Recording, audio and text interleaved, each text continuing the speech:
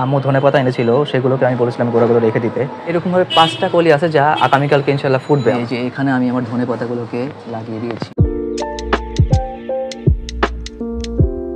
আসসালামু আলাইকুম দোস্ত, কেমন আছো সবাই?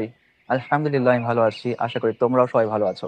আমি সোহান, তোমরা দেখছো সালতানাতে সোহানিয়া। আমার এই ছোট্ট রাজ্যে তোমাদের সবাইকে জানাচ্ছি স্বাগতম এবং আন্তরিক ভালোবাসা। গতকাল গুড্ডির মারা যাওয়ার পর আমাদের সবাই একটু বিমর্ষভাবে চলে গিয়েছিলাম। তো কি করার আছে, এটা আমাদের হাতে তো আর নেই। তোমরা সবাই দোয়া করো আমার গাছপালাগুলোর জন্য আর পাখিগুলোর জন্য। প্রতিদিন তো আমার ওই বারান্দা থেকে শুরু করি, আজকে আমি আমার এ পাশের বারান্দা দিয়ে শুরু করতে চাচ্ছি। চলো দেখা যাক।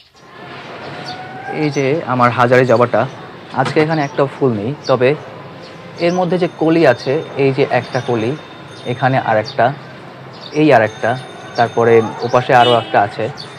এখানে দেখেছি আমি, এই যে এখানে একটা। এরকমভাবে ৫টা কলি আছে যা আগামীকালকে ইনশাল্লাহ ফুটবে আমার যা মনে হচ্ছে। সাদা জবাতেও আজকে কোনো ফুল ফোটেনি, উল্টো এটা হচ্ছে গতকালকে ফোটা ফুলটা, এটাও একটু পরে হয়তো বা ঝরে যাবে। তবে সাদা জবার এইখানে যে কলিটা আছে, এই কলিটা ইনশাল্লাহ আগামীকালকে ফুটবে। আবার এই যে এইখানে যে কলিটা আছে, এটাও আগামীকালকে ইনশাল্লাহ ফুটবে। এখানে তাকে দেখলাম হলুদ জবাটার মধ্যে একটা ফুল ফুটেছে। এই দেখো, আমি ঘুরিয়ে দেখাচ্ছি। এটা দেখো কেমন একেবারে যেন প্রজাপতির মতো ডানা মেলে আছে। এই যে কয়টা শিং বের করে দেখো, দেখা যাচ্ছে কি সুন্দর। এটাকে আমি আরেকটু ভালো করে দেখাচ্ছি। এই হচ্ছে আমার আজকের হলুদ জবা, আর এটা ছিল গতকালকে ফোটা ফুলটা। এটা ইনশাল্লাহ আগামীকালকে ফুটবে, এই কলিটা। এটাও ইনশাল্লাহ আগামীকালকে ফুটবে। তো দেই আবার আগের স্থানে একে ফিরিয়ে দেই। এটাকে রোদের মধ্যে দিয়ে দিচ্ছি যাতে রোদ পায় এবং ফুলটা যেন আরও অনেকক্ষণ স্থায়ী হয়। তো এখানে দেখো, আজকে দেখাচ্ছি আমার নিচে যে জবাটা আছে, গতকালকে বলেছিলাম যে এখানে ফুল ফুটবে ইনশাল্লাহ। এই দেখো আজকে এখানে এই একটা ফুল ফুটেছে, নিচে এই দেখো আর একটা ফুল ফুটেছে। ফুলগুলো দেখতে দেখো, বেশি রোদ হওয়াতে কত সুন্দরভাবে কালার ছড়িয়েছে। এদের যে ফুলগুলো আছে সবসময় এদের কালারটার জন্য বেশি বিখ্যাত। হয়তো বা এটা মিশ্র প্রজাতির, আমি জানি না। তবে এই যে আমি নানুর কাছ থেকে ডাল কেটে এনে এটাকে লাগিয়েছিলাম, এটা আমার ভুল বলা চলে না, আমার খুব প্রিয় ফুল এটা।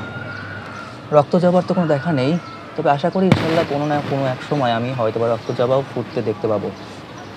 লেবুর গাছ, তারপর হচ্ছে খেজুরের গাছ, এবং এই দেখো এই পাতাগুলো এখন যেন দাঁড়াতে শুরু করেছে।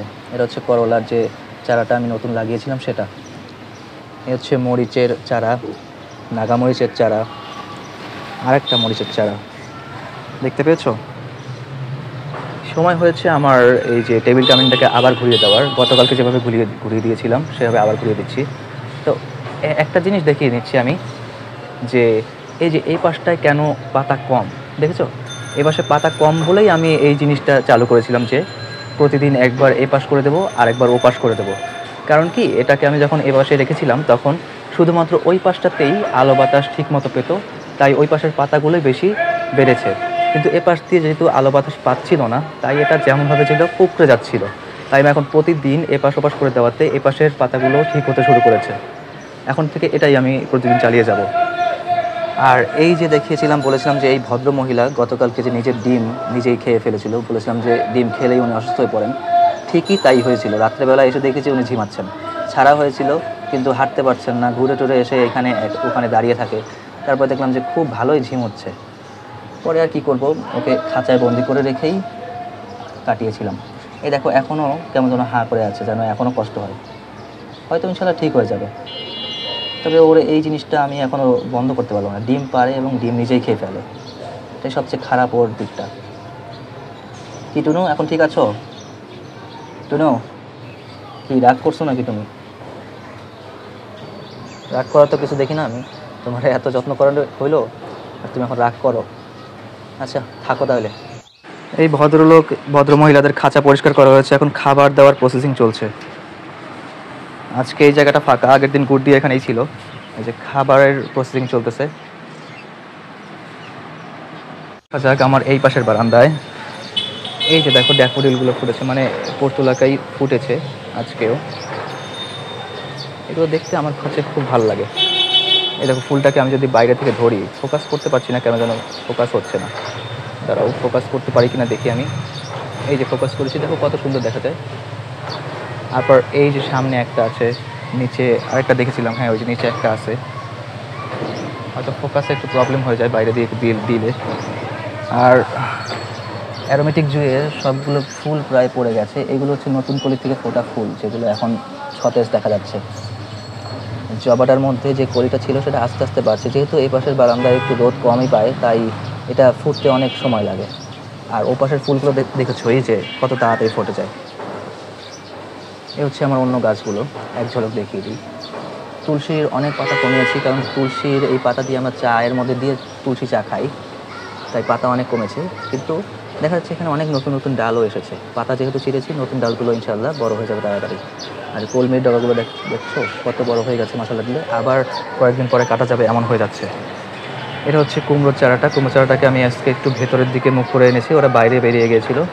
এই যে আর কিছুদিনের মধ্যে হয়তো বা আরও পেঁচিয়ে যাবে, তারপর আমি হয়তো পিঞ্চিং করে দেবো। তাও ভিডিও দেখতে হবে বা তোমাদের কাছ থেকে মতামত নিয়ে আমার জেনে শুনে এটা পিঞ্চিং করতে হবে।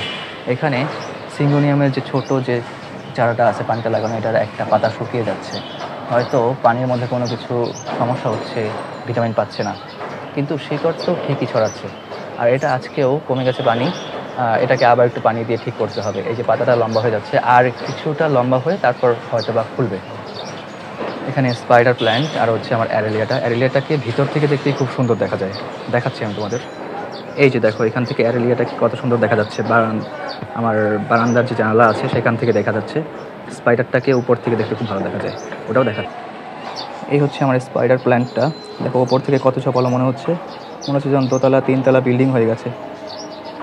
আম্মু ধনেপাতা এনেছিল, সেগুলোকে আমি বলেছিলাম গোড়াগুলো রেখে দিতে, এগুলোকে আমি লাগিয়ে দেবো এক জায়গায় না এক জায়গায়। লাগানোর পরে তোমাদের দেখাচ্ছি।